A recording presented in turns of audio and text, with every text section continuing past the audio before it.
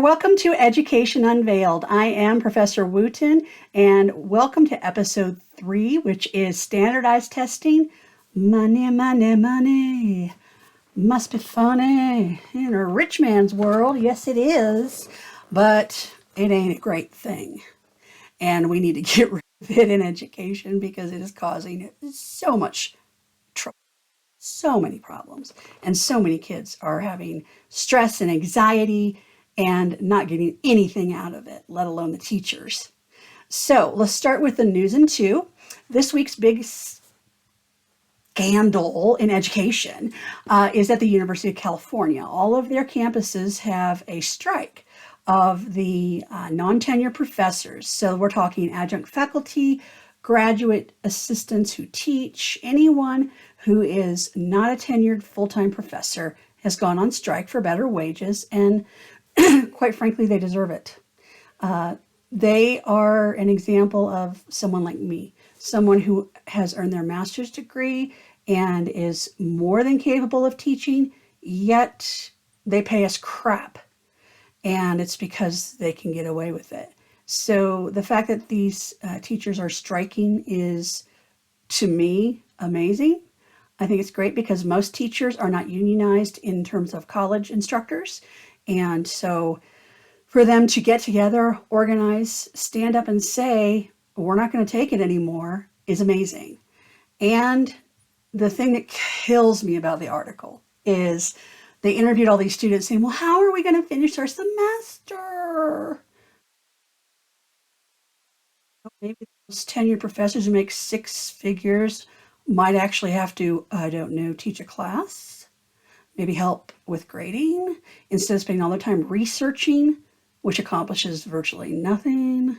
I've not learned anything from a researched, peer-reviewed journal article in education ever. Anything I've ever read, either, first of all, I know won't work because I've tried it, or I've already been using it for years, so there's no point in doing research on it, or for me anyway. So yeah, somebody's going to have to step up, and it's going to have to be those people in the suits who have the nice offices and the good salary and all the bennies. They're going to have to step up and do some, teaching. I know it seems foreign to them, but isn't that what they're supposed to be doing anyways, is teaching? I love teaching. I would never get a PhD because I would never want to be pigeonholed into research. I love teaching. So that's what I've dedicated my life to. And most of the adjuncts I know, that's what they've dedicated their life to as well. We want to educate people. We want to help students become productive members of society. We want to help them reach their goals. And the fact that we're paid so little is criminal, in my opinion. Most of us get into this knowing we're not going to make a lot of money, so we don't do it for the money. However, there's something called dignity. And right now I can tell you for sure my dignity is in the toilet because I'm only making $13 an hour.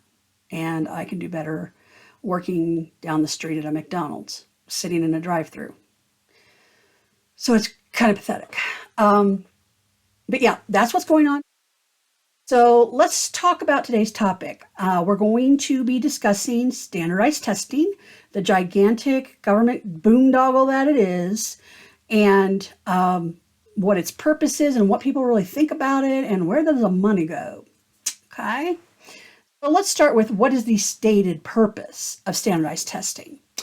The state is to offer an objective measurement of student improvement, performance, and a good metric of teacher performance and improvement. It's also used to help students in marginalized groups. I don't understand where that comes from. We'll get to that later. And that they're good for teacher evaluation. Okay, first of all, they're not good for teacher evaluation. There are too many variables in a classroom that vary from year to year, or even semester to semester, or even between classes taught during the day, that a standardized test could catch, okay? Let me give you an example. Let's say a teacher gets really lucky one year and has 15 students. 5 of them are gifted, wonderful students. 5 to 7 of them, they're in the B and C range, so they're good students, but the remaining two or three just aren't quite there. They're the ones that need the special attention, a little more remediation, more help. A typical class. Now, what type of year after year? Then one year she gets 15 students and 10 of them are gifted. And the other 5 are in the BC range. Well, those scores are going to go through the roof. But the next year, she gets a class that's the opposite. She gets 10 students who need more remediation, who need more help, and only 5 students who are in the BC range and no gifted students. Sorry. Look like that teacher has failed when that teacher hasn't. That teacher is simply dealing with the hand that was dealt. And it's going to show in the test scores, no matter how much that teacher preps those kids, drills them, gives them extra help. They're not going to do as well as the year prior because it's just the way it is. It's logical. Okay? So this idea that standardized testing is a good metric for measuring teacher performance is a bunch of bull. It's not going to do that unless you are following a teacher year after year, and that teacher is teaching the exact same students year after year. Then I would consider it measurable because you are starting at a baseline and gauging progress from there. There are good teachers and there are bad teachers.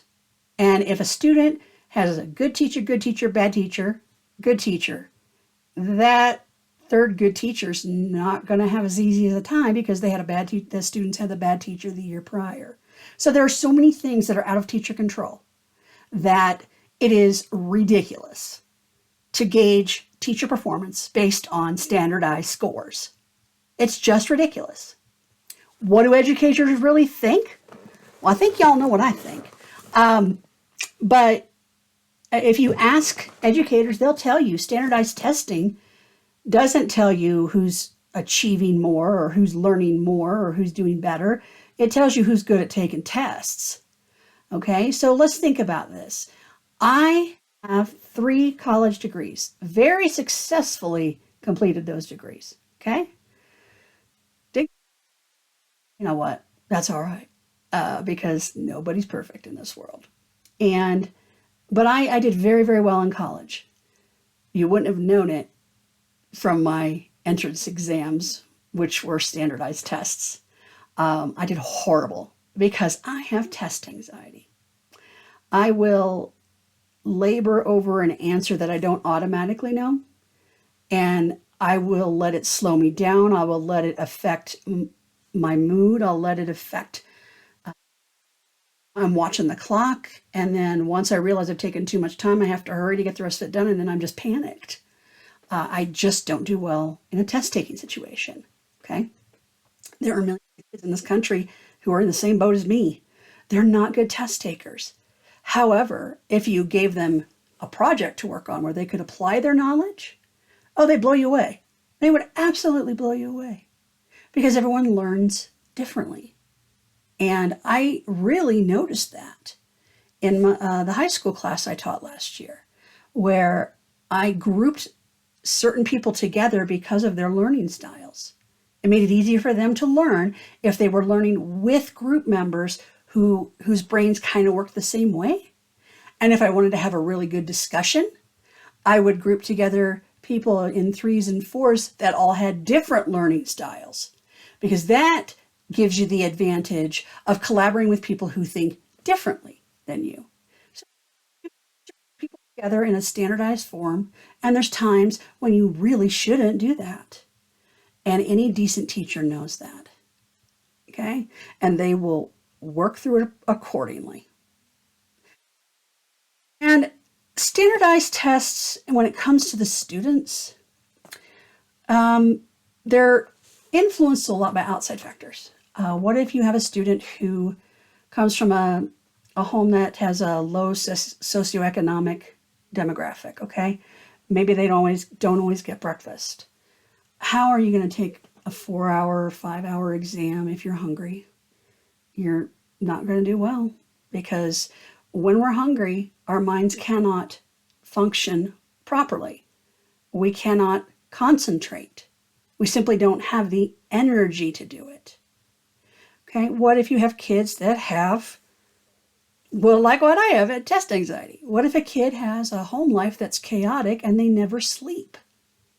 I mean, how well would you perform if you didn't get a good night's sleep the night before? And let's just throw in the pressure from the teachers, the parents, and the administrators. You've got to do good. You got to do good. You got to do good.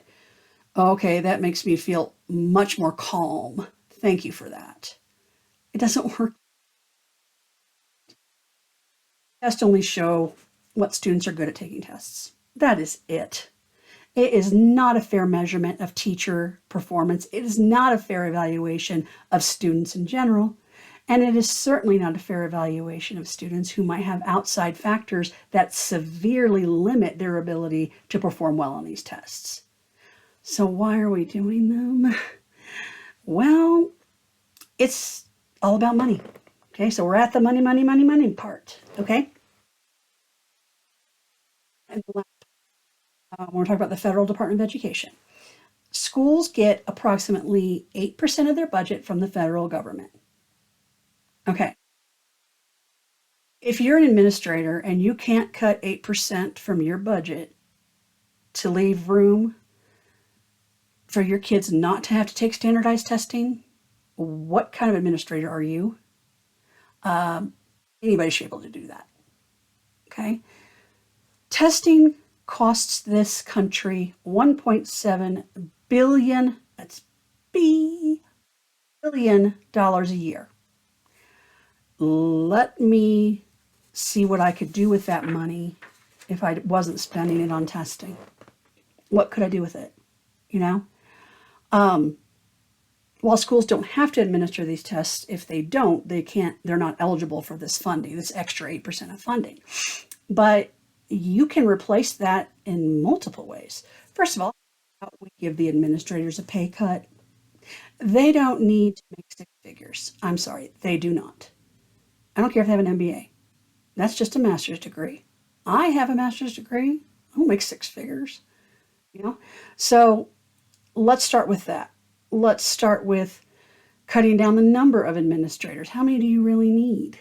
Okay, do you need an assistant superintendent in charge of transportation? No, you need a department manager in charge of transportation. Okay, you don't need PhDs running the place. You need people who understand business running the place, because schools do run like businesses. They have to keep the lights on. They have to keep the water coming. They have to keep the infrastructure up to date. Those are management priorities. Their priorities are not about the learning. They're about keeping the building running. Okay? So why should they be making 3 times as much money as teachers? Teachers are doing the important job, which is educating the students. And some superintendents might say, well, they can't do their job if I don't keep the lights on. And that's true. I'll give you that. Pay the freaking bills. Seriously. If you are having difficulty with funding, talk to your school board. They're supposed to be the ones looking for grants or finding ways to cover shortfalls. You don't take it out of the teacher's hide. You don't take it out of the student's hide. And you don't say, well, you know, federal grants will be the be-all, end-all savior of this school district. No, they won't. If your teachers are not making enough money and can't feed their families, they're not going to be good teachers because they're constantly worried. And if you put pressure on them about performance on standardized tests, guess what? They're under more stress and they're not going to be able to be their best. How about we just get rid of test prep and educate the kids? Radical idea, I know, but I can tell you I read an article on this in 2016. There was a school in Colorado that was a private institute, and it said, well, we don't need your federal funding, so we're not going to put our kids through this anymore. And so they ditched the federal funding, covered it with grants, and then had the kids take the test anyways, just to see what would happen. When they focused on teaching, applying what you've learned, using your knowledge, critical thinking, like 99% of those kids passed the test. Maybe it was because the teachers were focused on teaching and not test prep. How does that sound about right?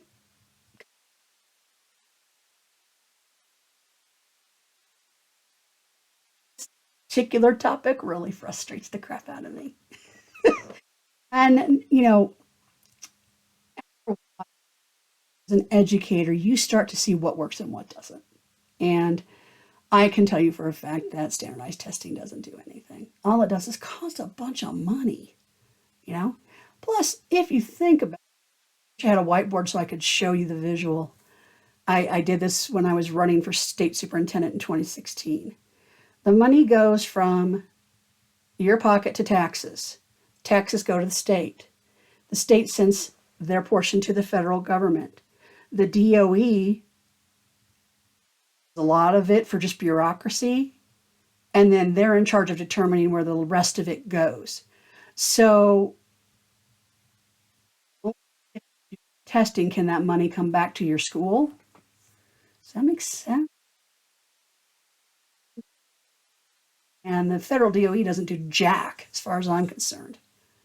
Um, yeah, that makes no sense. That seems like a complete waste of time because in the process of that circle happening and that process happening, you're losing like 80% of the money. So, what good does that do anyone? It doesn't do anyone any good. We still have schools that need new roofs. We have schools that need air conditioning. We need schools that need proper lighting, upgraded electricity, upgraded plumbing, new playgrounds. And I could go on and on and on of what they need. But instead, we're spending $1.7 billion on something that doesn't work. It does not meet its goal. It does not come to its purpose in fruition. It's simply something the government is using to try to pigeonhole kids into everybody's going to college. That's what these are about. They'll tell you that this is about a lot of times increasing the number of students, graduates from their school who go to college. Why? Everybody doesn't need to go to college. Okay? Some of the best high schools in this country have wonderful vocational programs. We are short plumbers, electricians, carpenters, auto mechanics. The trades need people. If your child comes to you and says, I don't want to go to college, I just want to be an auto mechanic, help them do that. Help them do that by taking them off of a college prep track at their school, because most schools have varying graduation paths, and put them on a vocational path. It'll spare them a lot of grief in terms of classes they don't need to take, and they can get the high school diploma they need, and possibly, if they're lucky, get some beginning at their vocational training. Um,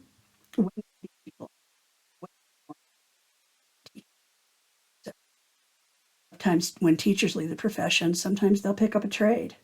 I mean, I don't blame them. So, is there any more BS on ST? I call it BS on ST. I love it. BS on standardized testing. Okay. Supporters of tying testing to funding says it rewards schools that have the best scores and the best teachers, and that it holds educators accountable. Okay, this is backwards. All right. If you're going to use standardized testing, use it properly.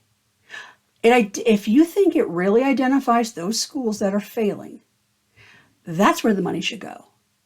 You don't look at your top test score school and say, oh, look how good they're doing. Let's give them a reward and give them more money. They don't need succeeding with what they have. They don't need any more money. For the schools that aren't doing as well. When you see a school underperforming, you don't punish them and say you didn't rise to meet expectations. No. You, where can we put some money into their program? Do they need infrastructure updates? Do their teachers need salary increases? I guarantee you the answer is yes on that. Do the students need supplies? Do they need books? I mean, simple stuff. Okay? Doesn't take a freaking rocket scientist. to do is change that thinking. Stop rewarding schools that are already okay and start putting the money in schools that need it.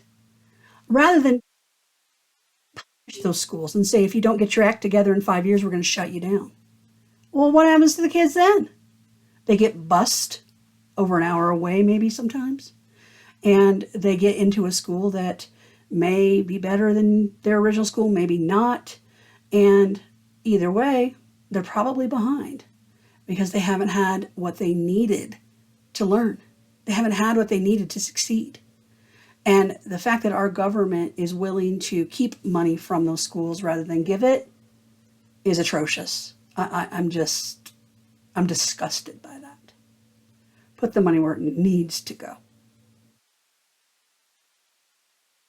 Test also limits classroom activities. Teachers have less time to be creative.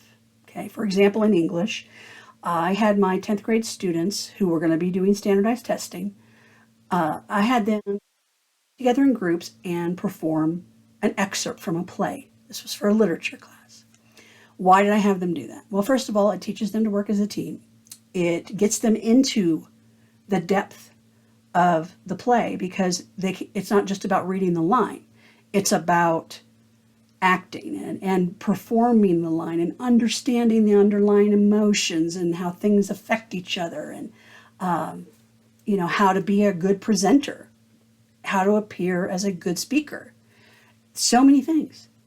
I made because it was essential. I cut back on test prep time because it wasn't necessary. And my students did okay. They did fine, especially after having the year of COVID. Oh, that messed up kids something fierce. That was awful. Students need to be catching a break. Standardized tests are produced by only 6 companies. And I already mentioned that these 6 companies are also the ones who write the textbooks where the answers to the tests appear. And if your school can't afford textbooks, how are you supposed to be adequately prepared for these tests that they produce? That right there is a monopoly. Call me a conspiracy theorist, but that to me is classist.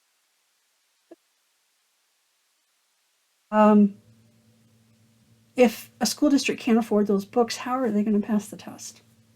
You know, some of those questions are going to be right out of their books. They're just going to pull them out of the book. That's not unusual. All right, so that's part of the BS on ST. Another one, getting back to the money, the average starting salary for a K through 12 teacher public in this country is around $36,000. And the top end, depending on where you're at, can be 6 figures, but you have to have a master's degree, all kinds of endorsements, and 8 million years of experience before you get there. But it can get in the 6 figures. The average is top end is 80. Okay, 36,000. If you are a mother, single, with 2 kids, okay, it's barely over the poverty line at 36,000. Okay, if you're a 2-parent home and you have 3 kids, poverty line is 32,000. You're making poverty wages. And that's just not right. I'm sorry, it's not. Do I think everyone deserves a fair wage for what they do? Yes. And for teachers, that minimum starting salary should be at least 50. I don't care whether you have a bachelor's, a master's, or whatever. It is a tough job. There is a ton of overtime that never gets paid. We're responsible for working lunches or bus duty or being there to work security at events or to be there it just the extras that are asked of teachers at this low rate of pay, it's ridiculous. It's ridiculous. It's particularly ridiculous when administrators start at 74,000 and work their way up to 6 figures. They're basically business managers. Okay, that's what they're doing. Now, they're over an entire district, so that's multiple schools and thousands of students and hundreds of staff. I get that. But what is so difficult about that it deserves six figures? I'm sorry, give someone who runs a school district a decent salary. The 75 I have no problem with. It's those people that make hundreds that tick me off. It's a great place to start for that job. And then, you know what? Give them a great benefit package. Most superintendents are given car allowances and their own cell phones and all this other stuff. No, no. No extra perks. Not when your teachers can't feed their kids. That's not appropriate. Okay? Cleansing breath.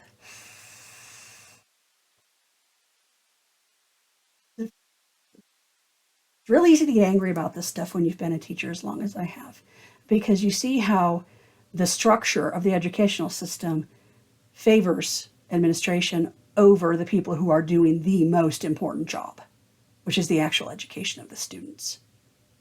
So it's a little difficult to talk about these things dispassionately when you're so passionate about what you do.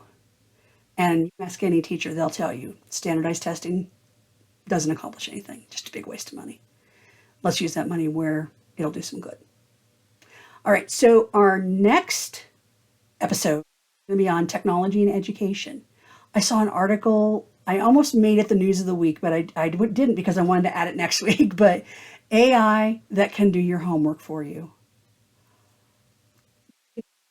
A generation of entitled lazy kids, let's let AI do their homework for them, then what's the point of going to school?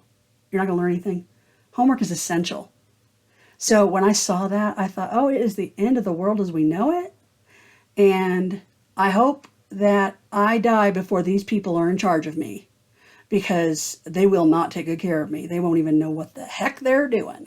So next we're going to talk about how tech has taken over education, how it can be good, how it can be bad. It's mostly bad. And how getting back to maybe the essentials, the reading, writing, arithmetic, and discipline, and avoiding technology when it's not really helpful would be a good thing.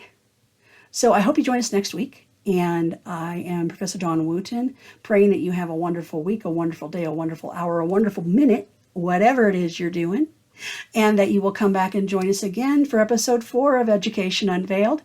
I hope you have a wonderful week, and take care of yourselves and take care of your kids. And parents, put your phones down. Help them with their homework. Bye-bye.